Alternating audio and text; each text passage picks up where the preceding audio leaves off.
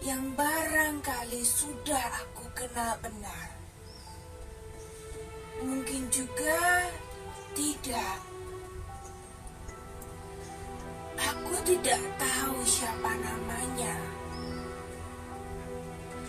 Perawakannya sungguh sederhana. Bahkan ia tidak membawa apa-apa.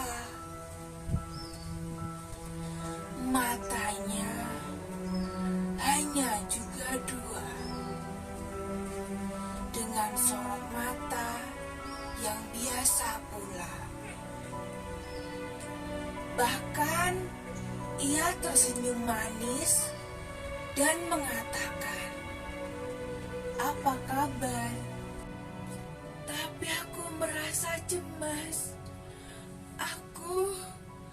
Aku merasa ada bahaya dalam ketenangan yang sedang merambat perlahan hendak menjangkau leherku. Aku merasa terpepet ke sudut dengan sopan. Dan kemudian pada akhirnya nanti, aku dengan lemah lembut diminta untuk menyerah. Aku tidak siap untuk menyerah. Karena aku masih merasa masih perlu untuk menunjukkan kalau aku diberikan kesempatan lebih lama, mungkin aku sanggup bekerja lebih baik, termasuk memperbaiki kekeliruanku di masa yang lalu. Sayangnya, waktu tidak bisa menunggu. Orang itu bertambah dekat.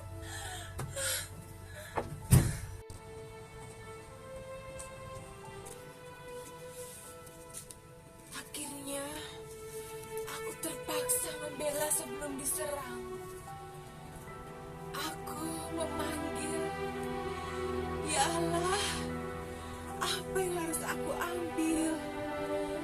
Di sana hanya ada sebuah batu.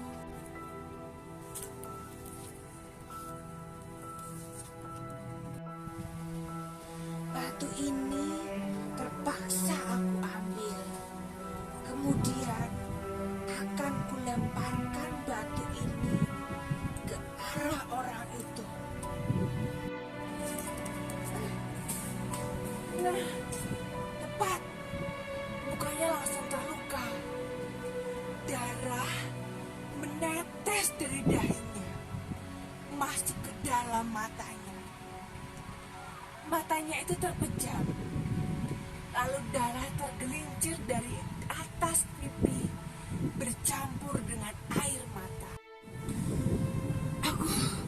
Aku jadi panik. Aku berteriak minta tolong. Tolong!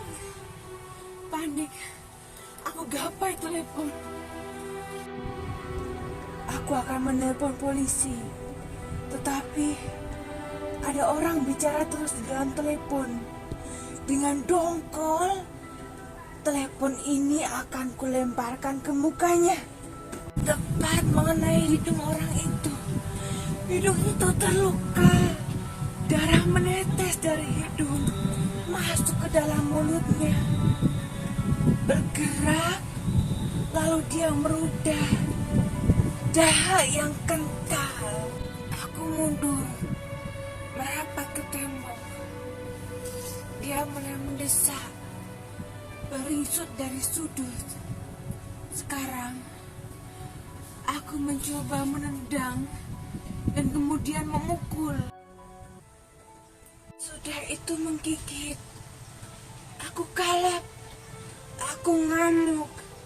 Aku tak melihat apa-apa lagi. Orang itu sudah terlalu dekat. Baunya terasa, tubuhnya menyentuh. Aku dilandanya. Tidak, aku gepeng. Aku coba juga meronta, tapi tak berdaya. Tak ada gunanya lagi. Aku coba lagi berteriak, tapi suaraku juga sudah habis. Tenagaku terkuras. Akhirnya orang itu masuk ke dalam tubuhku. Ia masuk ke dalam jantung. Ia masuk ke dalam kepala, ke dalam perut, mengalir ke seluruh tubuh.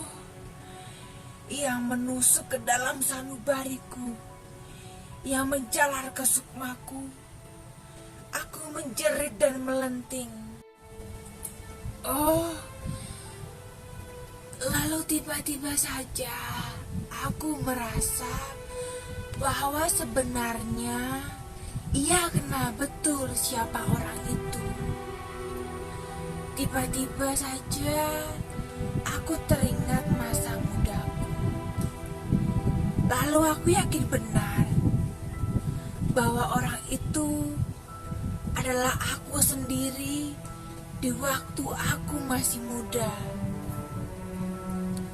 Setelah aku yakin bahwa aku sebenarnya sedang menghadapi diriku sendiri, aku keluar lagi. Tapi sekarang aku melihat orang itu menjauh. Hanya punggungnya yang bidang saja yang nampak. Kepalanya menatap ke arah depan.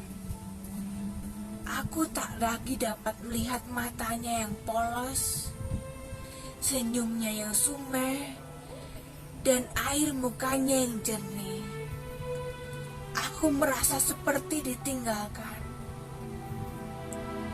Akhirnya aku berseru-seru, memanggil, "Kembali! Kembali! Kembali!"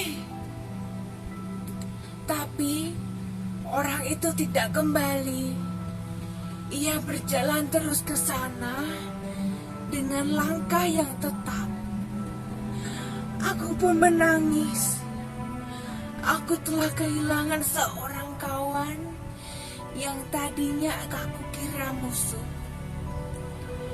Tapi tangis itu tidak mungkin menghiburku.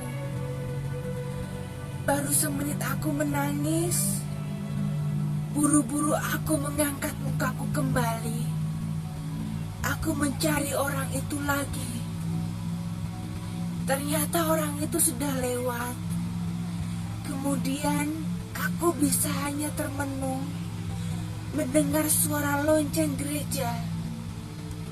Aku kini yakin bahwa satu generasi telah melewati.